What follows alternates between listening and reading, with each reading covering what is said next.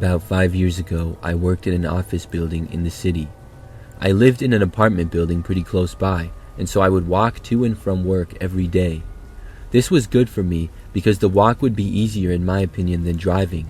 Parking in the city can be difficult, and my office did have a garage, but you had to pay for the spot, which was stupid. Also, I hated driving in the city, and the walk was only like 20 minutes and the exercise was nice. So I would have the routine of making the walk every day. The city was usually pretty busy, with lots of people on the sidewalks and cars on the street. It was also common for me to stop along the trip to get coffee, or sometimes some food on the way back. One time I arrived back home from work to my apartment, only to realize that I did not have my phone. I wasn't sure exactly where it was. The possibilities were that I had lost it on the walk home, or that I had forgotten it at work. I was hoping that it was the latter. For the rest of that night, I just went without my phone. I knew there was nothing I could really do. If I had lost my phone walking, then I was pretty much screwed, because somebody would have surely picked it up. So the next morning, I got to work hoping that my phone would still be at my office desk. Unfortunately, it wasn't. I was very disappointed. So I logged onto my work computer and was wondering if I needed to buy a new phone that day after work. But when I logged onto my email, I saw something. There was an email from this woman named Emily who I did not know. I clicked on it and her email had her picture and she said that she had found my phone. In her email, she said that she found the phone on the ground and that she had it with her and wanted to give it back to me. I was really happy to hear that. Emily said that she worked that day and was busy, but I could come over that night to her house and pick up the phone. I responded to her email and said that I could come by that night. We emailed back and forth a little bit and arranged for me to pick up the phone at 8 p.m. and she gave me her address. So after work, I went back home and then later on drove to the house. I had to write down the directions to get there because I did not have my phone, of course. But when I finally arrived, I realized that I was not in the best of neighborhoods. It looked kind of sketchy, but whatever. I figured it wasn't that big of a deal.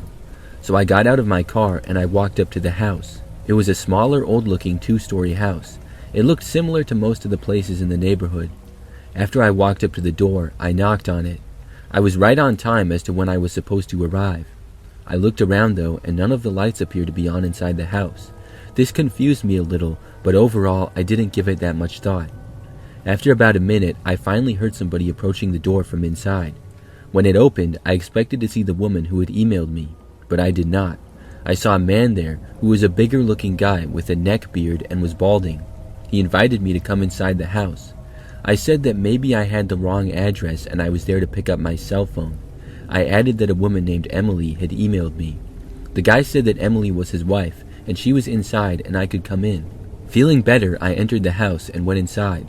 It seemed like most of the lights inside were off for some reason. There were just a few dimly lit lamps around here and there. Overall, the house was not very nice. It was messy and cluttered inside. The man led me into the kitchen where all the lights were off. He told me to have a seat and I sat down at the table. Then he said he would get his wife and let her know that I was there. I said okay and he walked off. I sat there and was confused as to what was going on. For the next couple of minutes, I became more and more uncomfortable. I just wanted to run out of there. I had a bad feeling. And if Emily knew that I was coming over to get my phone at the agreed time, why would she not be there? What was she doing? I would have hoped that I didn't even have to come in the house and she could just hand me the phone and I could be on my way. After sitting in the decrepit kitchen for like 5 minutes with no signs of Emily, I thought about getting up to investigate. But that's when I heard footsteps coming back towards me. The man with the neck beard was back.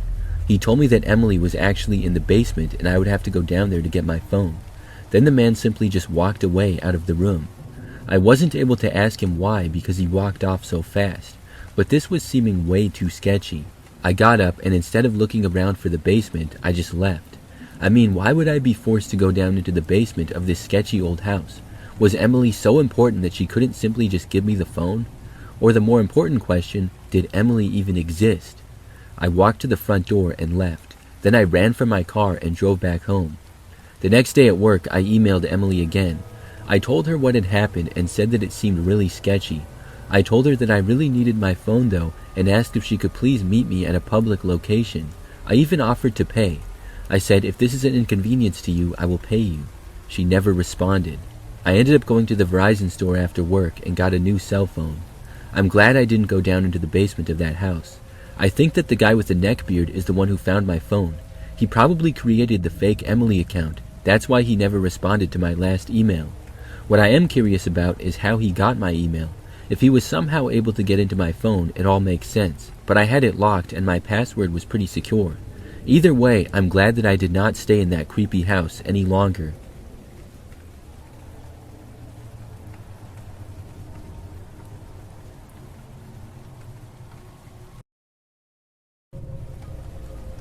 Not too long ago, I got home from work one night and went inside. I live in an apartment complex. There are a few buildings in the complex and it's fairly new. The place has parking garages, but I don't pay extra for a space.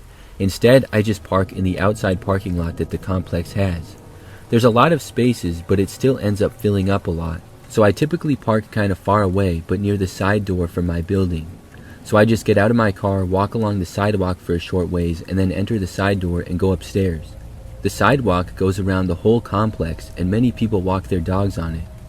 So on this night in particular, I had stayed kind of late at work. I got back to the apartment at a little after 11 p.m. By now, it was very quiet and nobody else was outside.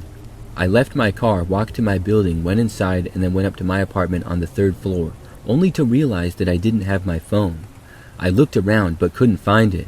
However, I quickly realized that I probably had just forgotten my phone in my car. Many times it would fall out of my right pocket and onto the seat of my car. The seat and my phone were both a dark color, so I would often forget it. This is something that had happened several times before. So I was slightly annoyed, but really it was not a big deal. I left my apartment and walked back downstairs and out the side door to the parking lot. When I got back to my car, I opened the door to find my phone on the front seat. I breathed a sigh of relief and then picked it up. However, when I turned to walk back to the side door of the apartment building, I now saw that there was a man standing there. He was just kind of hanging out right in front of the door. I didn't know where he had come from, but I started to walk back. However, as I walked on the sidewalk, the man did not move in any direction.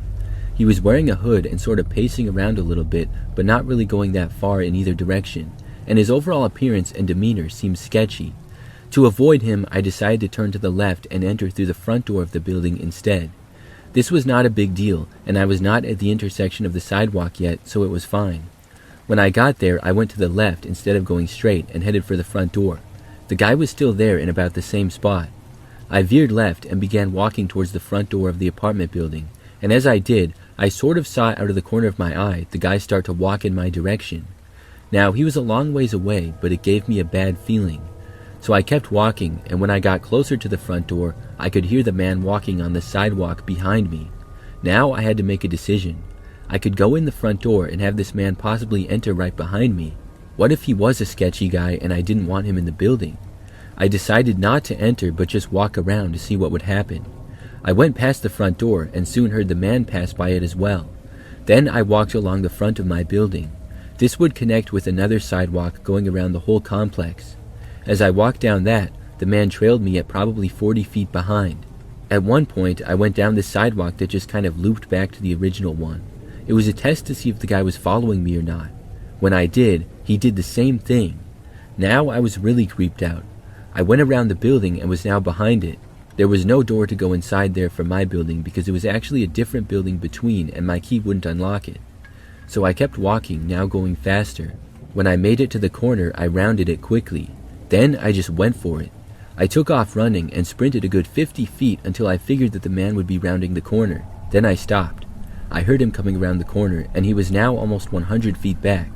With this distance, I decided to enter the original side door that I had wanted to go in the first place, as it was now very close by. I went to the door, quickly entered, and got inside. When I did, I looked out to see the man now full-on sprinting towards me. He got to the door as I walked up the stairs, and I heard him trying to open it. He didn't say anything, but he banged on the door a few times. I went upstairs and got back to my apartment. I had never seen the guy before, and I don't think he lived there. I did wonder, though, if he was possibly a resident who just forgot his keys or something. But if that was the case, he used the most sketchy method possible to try to get back in. Why follow someone in the shadows at 11 o'clock at night and try to sneak in? I think he was probably there for no good. Either way, I haven't seen him since.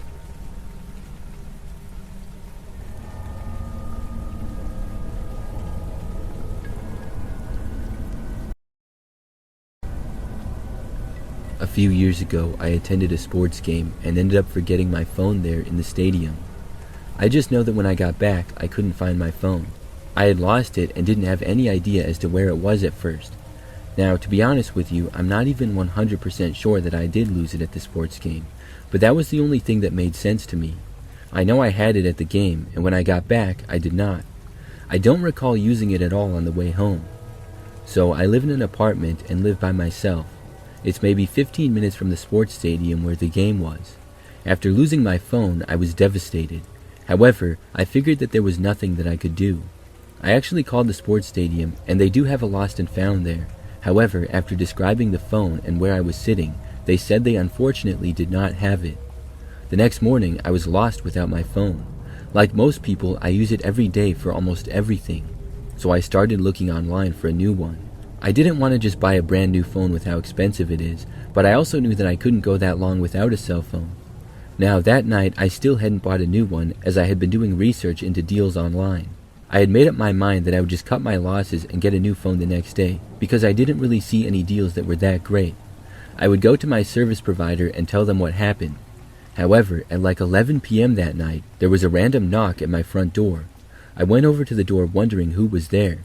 At my apartment, I really never got knocks on the door, so this was already strange, but with it being so late at night, it made it even more weird. I went over to the door and looked through the peephole to see that nobody was there. So then I carefully opened my door. When I did not see anybody in the hallway, but I did see a phone on the ground at my doormat. It was my cell phone. It seemed like a miracle, and I couldn't believe it. I picked it up and took it inside. The phone was just how I left it. Somebody must have found it and brought it back to me. I didn't know who it was, but I was very grateful. That is, until the strange things started happening. I went onto my phone and saw that some things were different. Like, for example, there were some new photos and videos in my camera roll. There were a bunch of pictures of the street at night, and the videos appeared to be taken by somebody just walking along the street at night. I couldn't see anybody in the videos though, or the pictures, so I didn't know who it was who had found my phone. And then there were some either screenshots or downloaded photos from the 1990s live-action Ninja Turtles movie. It was really strange. Then there was this phone tracking app that I didn't have before. I didn't know what it was, so I deleted it. But that wasn't it. Starting that very same night, I started getting a bunch of random phone calls. At first, I did not answer because I didn't recognize the numbers, but then they called again and again. I eventually picked up, only to be hung up on. And it wasn't just one number, there were several different numbers calling me. I would answer sometimes and either be hung up on or just hear silence on the other end. Sometimes they would leave messages too, but the messages would either just be long periods of silence or it'd be just breathing noises. It was really strange. I started to block all the numbers.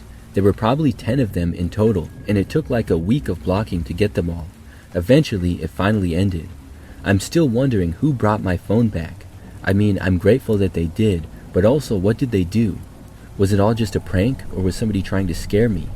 I think they got my address and stuff because they were probably able to get into my phone. My passcode was 1234, but I have since changed it.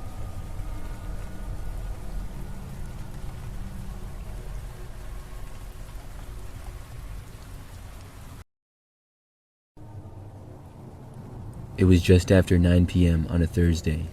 My wife and I had finished dinner and were cleaning up the kitchen. Our house sits at the edge of a long stretch of farmland, nothing but open fields for miles behind us. In front is a double highway, and on the other side of that is a main road into town with a few fast food places, a gas station, and some strip malls. That's about it. We were just about to settle in for the night when someone knocked on the door. I peeked through the side window. There was a man standing there with his hoodie up. He looked like he was in his 30s maybe, and I didn't recognize him. We don't get visitors here. No one comes down our road unless they're lost or have a reason. I opened the door halfway but kept the screen shut. He said, "Hey, sorry to bother you. I lost my phone. I was at the gas station and used Find My iPhone, and it says that it's here, like right around the back corner of your house." I didn't respond right away. I was trying to understand what he was saying. He went on, "I think maybe somebody took it and dumped it, or maybe it's still tracking weird, but it says it's right around here." Now, here's the thing. The gas station he was talking about is across the highway and at least a 10-minute walk. No sidewalk, just ditches and brush. There's no reason his phone would be anywhere near our place. I told him that I hadn't seen a phone and I was pretty sure it wasn't here. He kept looking past me towards the side of the house. He asked again, "Mind if I just check around the back quick?" I said no. I told him I'd look around myself, and if we saw anything, I'd leave it on the front porch. He stood there a second too long. He looked like he wanted to argue, but then he said, "All right, man, thanks," and then walked off. I watched him go. He didn't walk towards the gas station. He went towards the field next to our house. There's nothing out there but open land and a small tree line. I waited until he was out of sight, then locked everything up. I checked the back with a flashlight. No phone, nothing. My wife was nervous, and I was trying not to be. About 20 minutes later, I heard movement. No footsteps, but like something brushing the side of the house. I turned off the lights and looked out the back window. Nothing at first. Then I saw it. A shadow crouched low near the back corner, right where he said his phone was. I didn't open the door. I called the sheriff's office. A deputy showed up first, maybe 10 minutes later. When he pulled into the driveway, the guy bolted from the back and ran off into the field. The deputy chased him a bit, but lost him in the dark. They brought out another unit to sweep the area and didn't find him. What got me was this. There was no phone ping. They checked with dispatch, no missing phone report, no pings registered in the area. Whatever that guy was doing, he wasn't looking for a phone. I still think about it sometimes. What in the world was he doing? And if I'd opened the door wider, would he have tried something? We put cameras up after that, and motion lights too. No one's come knocking since.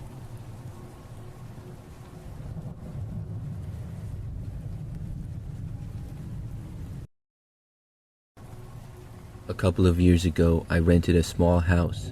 I lived alone, and my house had a small front and backyard in a pretty busy neighborhood. I worked not that far away, about a 10-minute drive from my place. One night, I arrived home from work like usual. I went on my phone all the time, and I remember using it after arriving back home. So as the night went on, I found myself relaxing on the couch and watching TV.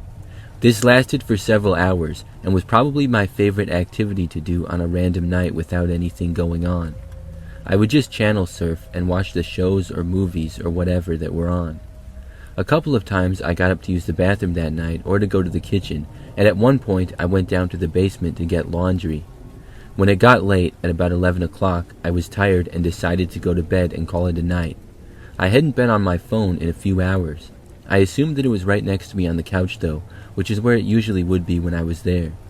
My couch was very comfortable, and I also had a few blankets on it. I looked around though and could not find my phone. I quickly became frustrated. I picked up all the blankets on the couch and shook them. I expected my phone to fall out, but it didn't. This had happened before, but every time before my phone had been there. So I started looking through the couch cushions.